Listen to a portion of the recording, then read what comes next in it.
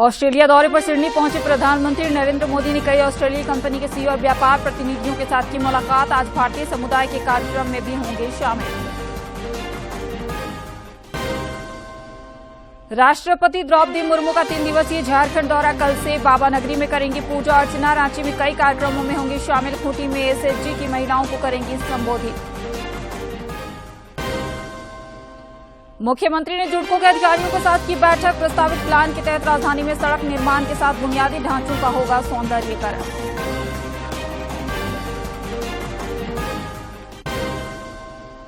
और झारखंड समेत देश भर में बैंकों में 2000 के नोट बदलने की प्रक्रिया शुरू। बैंकों में बढ़ाई गई सुविधाएं। 30 सितंबर तक नोट बदलने की समय सीमा।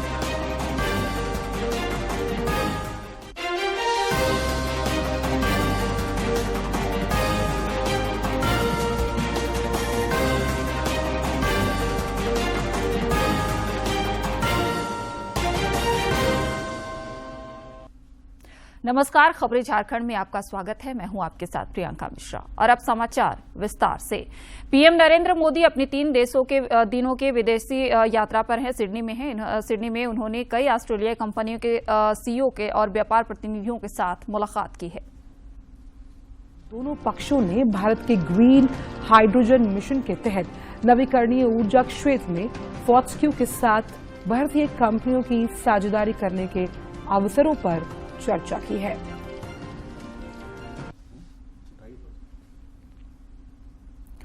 प्रधानमंत्री नरेंद्र मोदी आज सिडनी में भारतीय समुदाय के कार्यक्रम में शामिल होंगे। इसे लेकर ऑस्ट्रेलिया में रहने वाले भारतवंशियों में खासा उत्साह देखा जा रहा है। ऐसे ही बहुत से लोग मेलबर्न से एक विशेष उड़ान द्वारा सिडनी के लिए रवाना हुए। इस विशेष उड़ान को मोदी एयरवेज का नाम दिया गया है।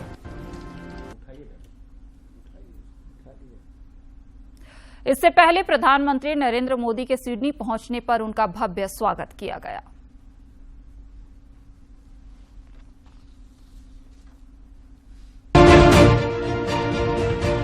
तीन देशों की यात्रा के आखिरी चरण में प्रधानमंत्री नरेंद्र मोदी ऑस्ट्रेलिया पहुंच चुके हैं। सिडनी पहुंचने पर प्रधानमंत्री का भव्य स्वागत किया गया। हवाई अड्डे पर प्रधानमंत्री का रस्मी स्वागत हुआ।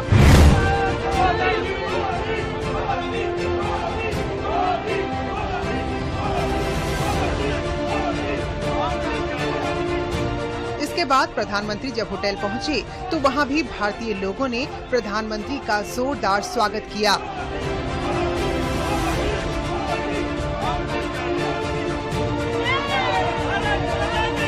भारतीय मूल के लोगों ने प्रधानमंत्री के समर्थन में मोदी मोदी के नारे लगाए।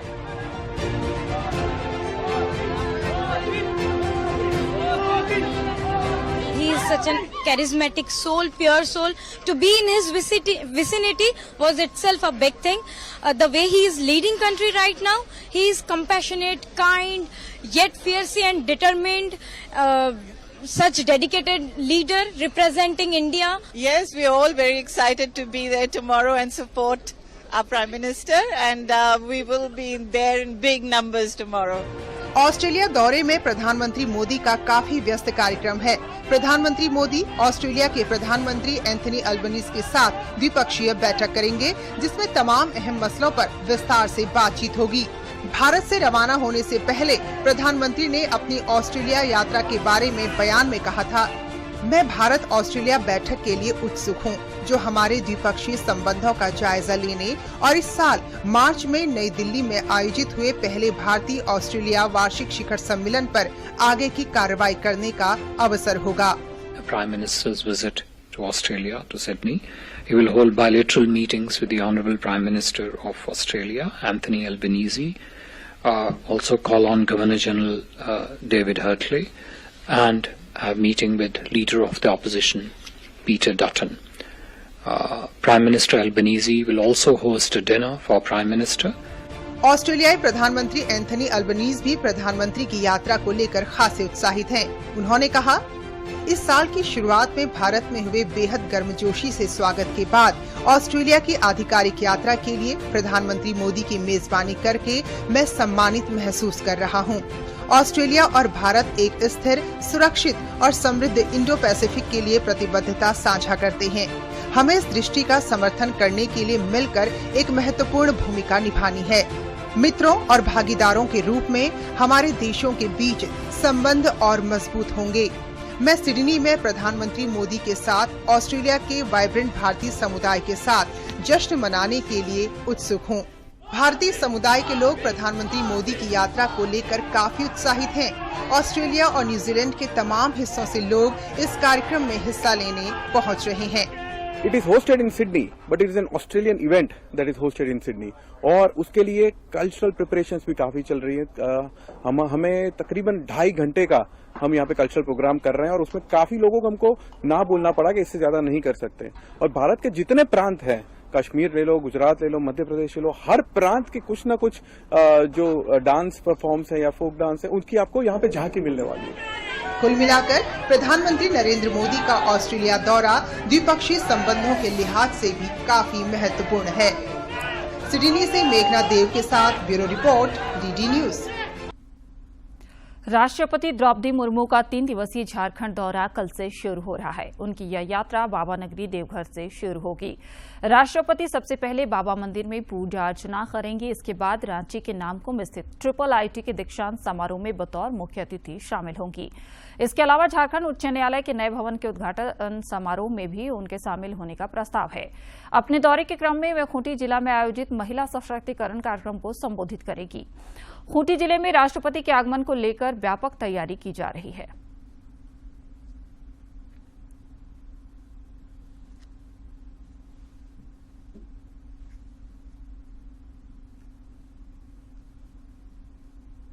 राष्ट्रपति के खूंटी आगमन को लेकर जनजातीय मामलों के केंद्रीय मंत्री अर्जुन मुंडा ने कल शाम जिले के वरीय अधिकारियों और पदाधिकारियों के साथ बैठक की। बैठक में सभी प्रतिनियुक्त अधिकारियों, दंडाधिकारियों और पुलिस पदाधिकारियों को आपसी समन्वय के साथ काम करने का निर्देश दिया।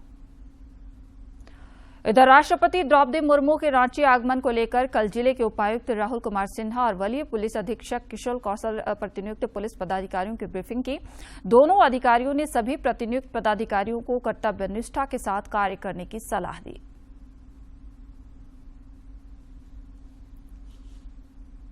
कुछ एक एड ऑन ही रहेगा। बहुत सारी चिट्ठियां आपको पिछले 7-8 दिनों में हर स्तर से अधिक का ज्वाइंट ऑर्डर आपको उपलब्ध हुआ है। बहुत ही मेहनत से और बहुत ही बारीकी से इसको तैयार किया गया है। 3 दिन माननीय राष्ट्रपति महोदया का कार्यक्रम रांची में प्रस्तावित है और लगातार इस प्रधानमंत्री महोदय के लिए भी होता है। उसके लिए स्पेसिफिक अलग से विशिष्ट तौर पर लोगों हुई है। जम्मू कश्मीर में G20 पर्यटन कार्य समूह की तीसरी बैठक का आज दूसरा दिन है। इस बैठक में हरित पर्यटन, डिजिटलीकरण, कौशल पर्यटन, सूक्ष्म, लघु और मध्यम उद्यम जैसे प्राथमिकता के 5 क्षेत्रों पर चर्चा हो रही है। कश्मीर में विदेशी मेहमानों का स्वागत अभिभूत करने वाला रहा। G20 के पर्यटन अधिकारी समूह की तीसरी बैठक का आयोजन उन तमाम लोगों के लिए करारा जवाब है जो जम्मू कश्मीर को लेकर वैश्विक मंचों पर रुदाली किया करते हैं। G20 के पर्यटन कार्यकारी समूह की तीसरी बैठक कार्रवाई, आर्थिक वृद्धि और सांस्कृतिक संरक्षण के लिए फिल्म पर्यटन के आयोजन से शुरू हुई। इस अवसर पर पर्यटन और संस्कृति मंत्री जी किशन रेड्डी ने श्रीनगर को भारत का प्राचीनतम और सुंदर शहर बताया। उन्होंने कहा कि सरकार का उद्देश्य जम्मू कश्मीर में नहीं बल्कि भारत भर में पर्यटन को प्रोत्साहन देना और इको टूरिज्म को बढ़ावा देना है। Government of India, ministry of tourism closely working with all the ministries in a whole of government approach. Not only Government of India Ministry, we are also working with all the state governments in India. Every ministry, they have taken some responsibility for tourism encouragement and develop infrastructure activity to encourage foreign tourists and domestic tourists. प्रधानमंत्री कार्यालय में राज्य मंत्री doctor Jitendra Singh ने कहा कि यह आयोजन जीर्णोद्धार और काया पलट का पल है। उन्होंने उन कई फिल्मों के नाम लिए जिनकी शूटिंग 1990 से पहले कश्मीर में हुई। उन्होंने कहा कि जम्मू कश्मीर फिल्म निर्माताओं के लिए प्राकृतिक स्थल उपलब्ध कराता है और सस्ता भी है। उन्होंने कहा कि जम्मू कश्मीर ने अतीत में भारत के फिल्म उद्योग में अत्यधिक योगदान दिया है। उन्होंने कहा कि जम्मू कश्मीर में बैठक का आयोजन होना एक बहुत बड़ी उपलब्धि है। Here we are presenting to you a cost-effective location, whether you are from Hollywood, whether you are from Bollywood, whether you are from Tollywood, whether you are from Collywood.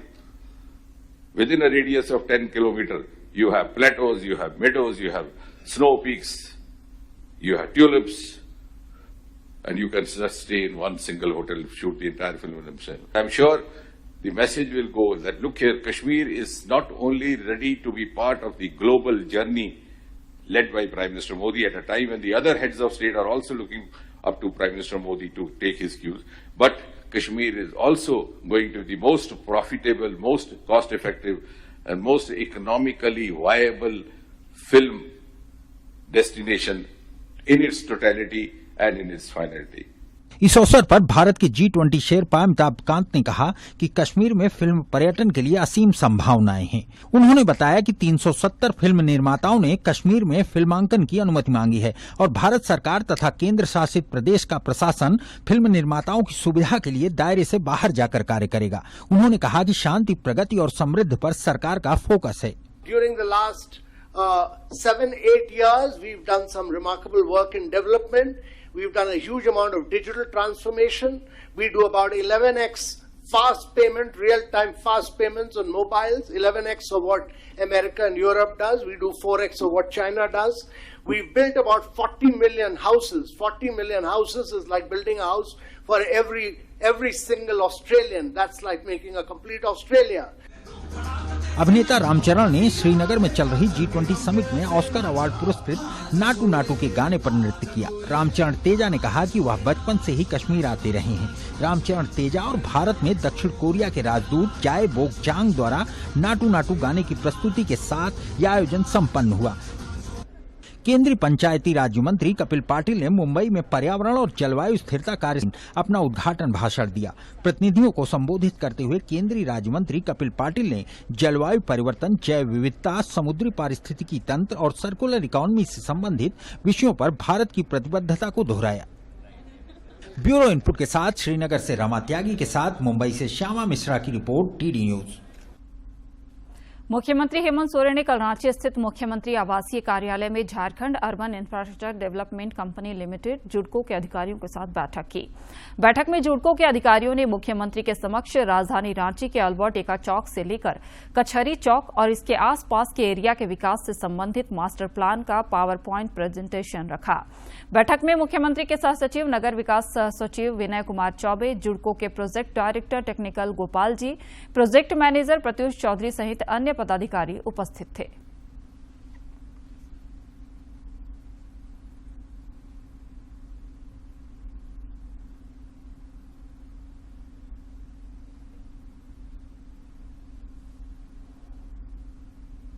एक दौर था जब रांची की आबादी बेहद कम हुआ करती थी और यहां की धरती हरियाली से पटी हुई थी।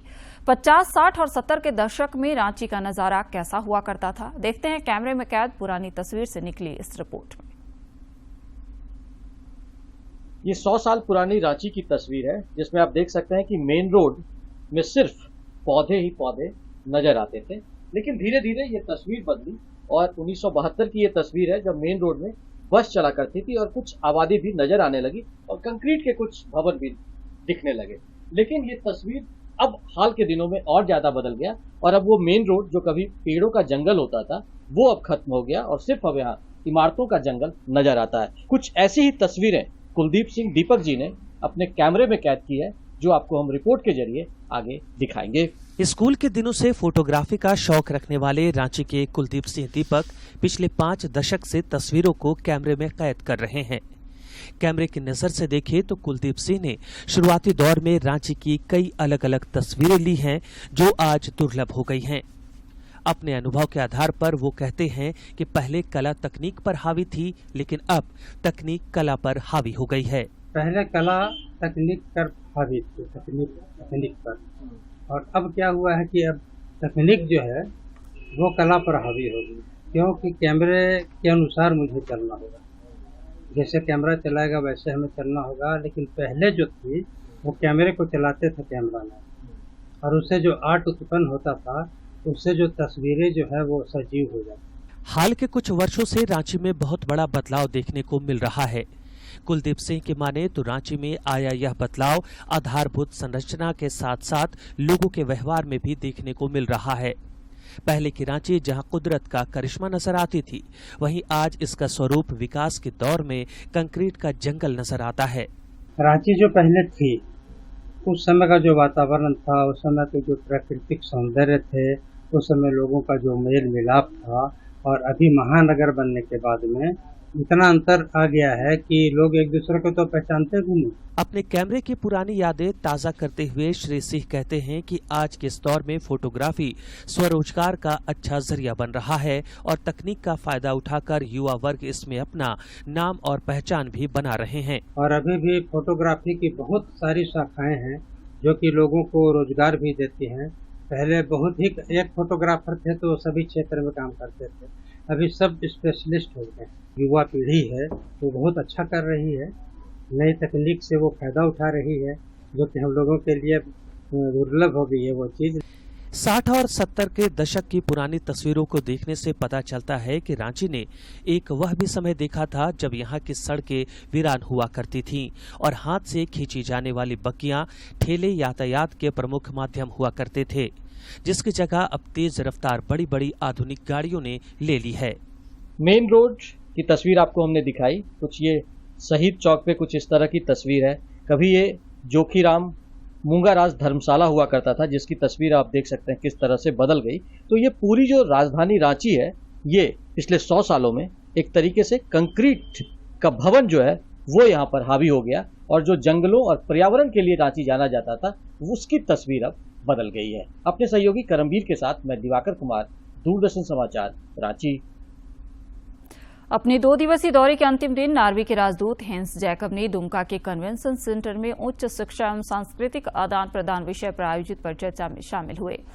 जिला प्रशासन द्वारा आयोजित कार्यक्रम को संबोधित करते हुए हेंस जैकब ने कहा कि नार्वे और संताल परगना का इतिहास बहुत ही अनोखा है। उन्होंने संताली भाषा को संरक्षित, विकसित और प्रोत्साहित करने की आवश्यकता पर बल दिया।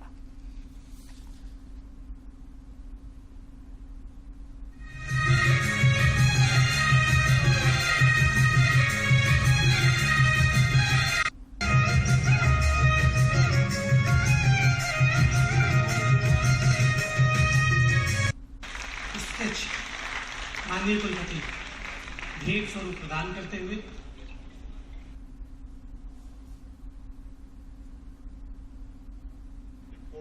for language and in particular your mother tongue, to preserve it, to develop it, and to promote it. And I will do that because I'm coming from a small country. Norway has 5.5 million people, so there are 5.5 million Norwegian speakers. And Santali is a minority language in India, but still it's spoken by more people. If I get correctly, it's about 7 to 8 million who speaks Santali. Jharkhand सहित देश के सभी बैंकों में आज से 2000 रुपए के नोट को बदलने की प्रक्रिया शुरू हो गई है। लोग इन नोटों को 30 सितंबर तक बैंक खातों में जमा करा सकते हैं या बदलवा सकते हैं। तो रोजाना 10 नोट बदले जा सकते हैं अगर आप बदलना चाहते हैं तो। और आरबीआई के गवर्नर शक्तिकांत दास ने कहा है कि जनता के लिए 2000 रुपए के नोट बदलने की व्यवस्था बैंकों के सभी काउंटर्स पर सामान्य तरीके से उपलब्ध रहेगी, किसी को कोई परेशानी नहीं होगी। उन्होंने कहा कि 2000 रुपए के बैंक नोटों को वापस लेना मुद्रा प्रबंधन संचालन का हिस्सा है। प्रधानमंत्री नरेंद्र मोदी 28 मई को मन की बात कार्यक्रम के जरिए देशवासियों के साथ अपने विचार साझा करेंगे। प्रधानमंत्री ने इस कार्यक्रम के लिए लोगों से अपने सुझाव देने का आग्रह किया है।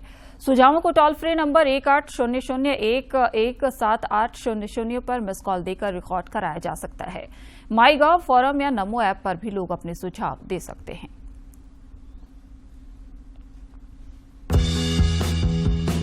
मन की बात है जन जन की, संघर्षों के कुछ किस्से, कहानी कुछ सफलताओं की, अनकही विरासत की, उम्मीदें नए भारत की। महीने के आखिरी रविवार का रहता है इंतजार।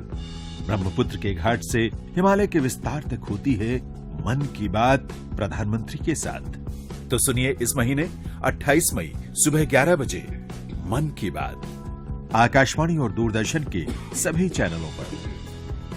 मन की बात के प्रादेशिक भाषाओं में अनुवाद का पुनः प्रसारण आप सुन सकते हैं रात 8 बजे आकाशवाणी और दूरदर्शन के सभी प्रादेशिक चैनलों पर। तो याद रखें, रविवार 28 मई सुबह 11 बजे मन की बात।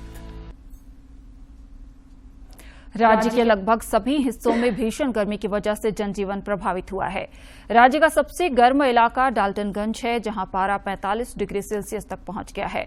वहीं इस वर्ष पहली बार सोमवार को रांची का अधिकतम तापमान 41 डिग्री सेल्सियस दर्ज किया गया।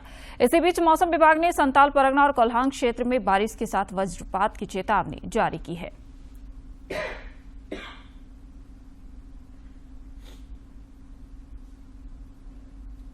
और अब कुछ खबर राज्य के विभिन्न जिलों से।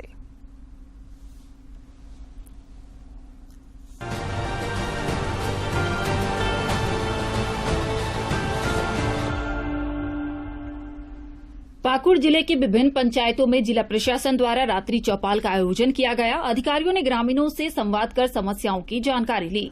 ग्रामीणों ने पेयजल, बिजली जैसी समस्याओं से अवगत कराया। जिले के उपायुक्त ने संबंधित विभाग के अधिकारियों को जल्द से जल्द समाधान करने का निर्देश दिया।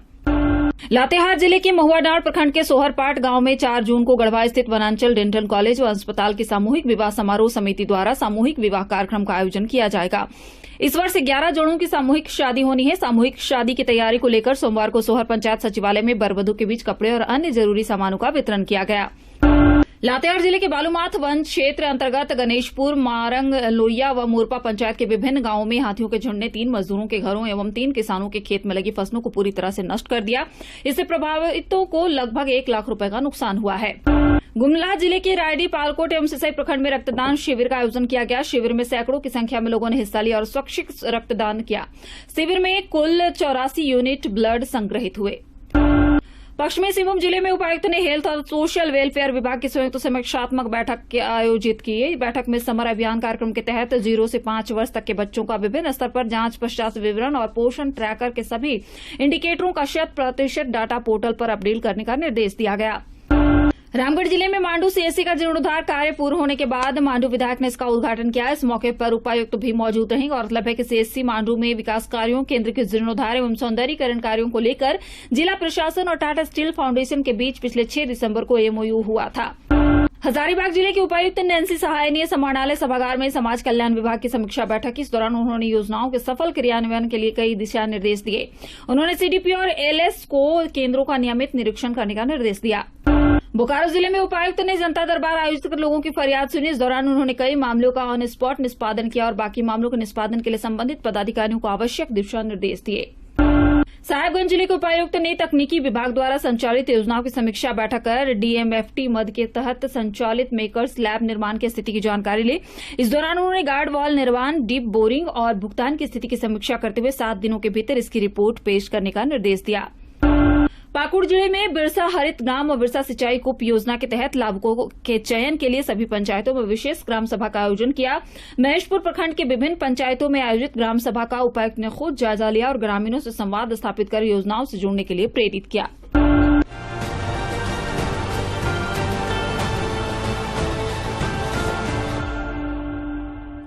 भीषण गर्मी के इस दौर में जब चारों ओर कुएं, तालाब और जल स्रोत सूख रहे हैं और लोगों के सामने जल संकट गहराता जा रहा है, ऐसे में रांची में ग्राम स्वच्छता जल समिति नगड़ी अपने कुशल जल प्रबंधन से आज भी लगभग 450 घरों में नल द्वारा जल पहुंचाकर एक मिसाल कायम कर रही है। आइए देखते हैं एक खास रिपोर्ट।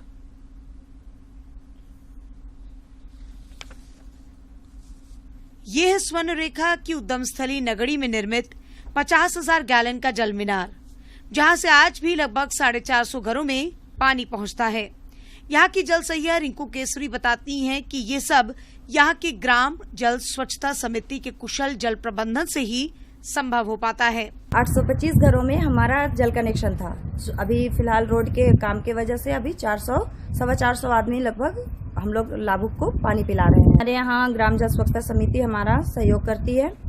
हमारा ये टंकी जो है वो है 50,000 गैलन का, हमारा संप है 25,000 गैलन का, लगभग समथिंग वही 2,28,000 आसपास लीटर के हिसाब से हमारा यहाँ पे पानी सप्लाई होता है सर। नगड़ी पंचायत के मुखिया और ग्राम जल स्वच्छता समिति नगड़ी के अध्यक्ष जय गोपाल उरांव बताते हैं कि समिति की देखरेख में यहाँ घर घर में स्वच्छ जल पहुँचाने का प्रयास किया जा रहा है।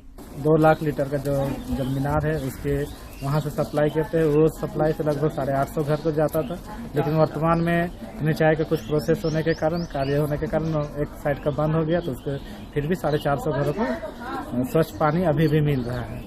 और इसका रख रखाव के लिए प्रत्येक ग्रामीणों के द्वारा शुल्क दिया जाता है 62 रुपये का, उसी शुल्क से इसका रख रखाव किया जा रहा है। क्षेत्र के सामाजिक कार्यकर्ता विनोद केसरी कहते हैं कि इस जल स्वच्छता ग्राम समिति का जल प्रबंधन काफी बेहतर है। केसरी हुआ ग्राम जल स्वच्छता समिति हमारे गांव में बहुत अच्छा तरीके से काम कर रही है, शुद्ध पेयजल घर घर पहुंचा रही है और प्रत्येक महीना 62 रुपये वसूली करके वही पैसा से इसका मेंटेन देख रेखा करती है। हम लोग भी देते हैं और कोई भी देते हैं, सारे लोग पैसा भी देते हैं, तो उससे रख रखाव होता है और पानी तो रेगुलर हम लोग को मिल रहा है। इस समिति में टेक्नीशियन के रूप में कार्यरत गुलजार खान कहते हैं कि हमारी जल स्वच्छता ग्राम समिति की देखरेख में अच्छा काम हो रहा है। जो पाइपलाइन जो बिछा हुआ है नारो, नगड़ी और देवरी, इसमें नया जो कनेक्शन होता है हम भी देते हैं। 8 किलोमीटर का एरिया है, 8 किलोमीटर एरिया में पानी सबको मिल रहा है। स्वर्ण रेखा नदी को झारखंड की जीवन रेखा कहा जाता है और उस नदी की उद्गम स्थली नगड़ी की ग्राम स्वच्छता जल समिति ने लोगों को शुद्ध जल उपलब्ध कराने की अनूठी पहल की है। रांची से प्रताप की रिपोर्ट। और अब देखते हैं खेल जगत की महत्वपूर्ण खबरें।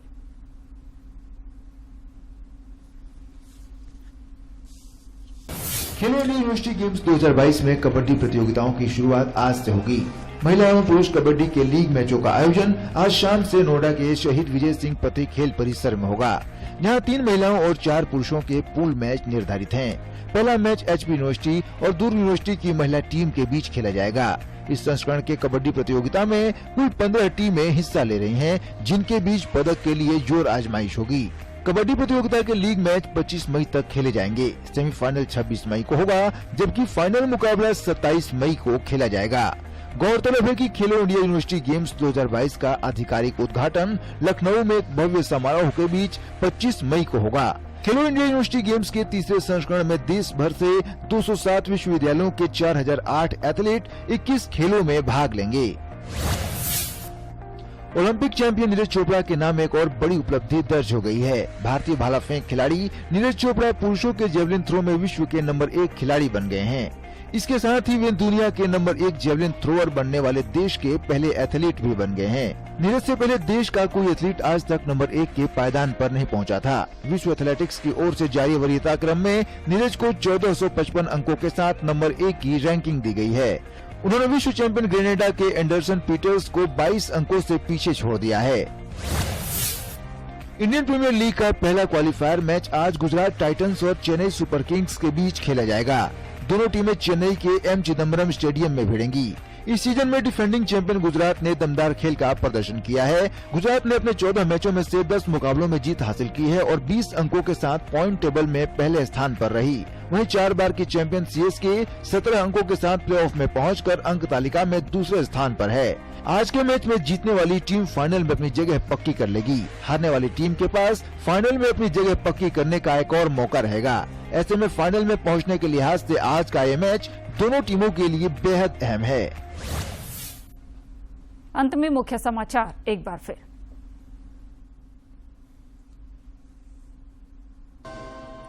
ऑस्ट्रेलिया दौरे पर सिडनी पहुंचे प्रधानमंत्री नरेंद्र मोदी ने कई ऑस्ट्रेलियाई कंपनी के सीईओ और व्यापार प्रतिनिधियों के साथ की मुलाकात। आज भारतीय समुदाय के कार्यक्रम में भी होंगे शामिल।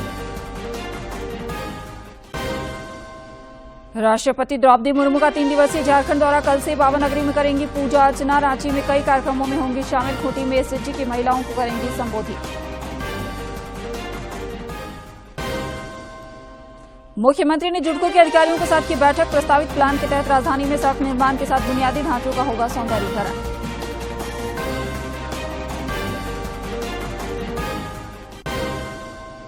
और झारखंड समेत देश भर के बैंकों में 2000 के नोट बदलने की प्रक्रिया शुरू। बैंकों में बढ़ाई गई सुविधाएं। 30 सितंबर तक नोट बदलने की है समय सीमा।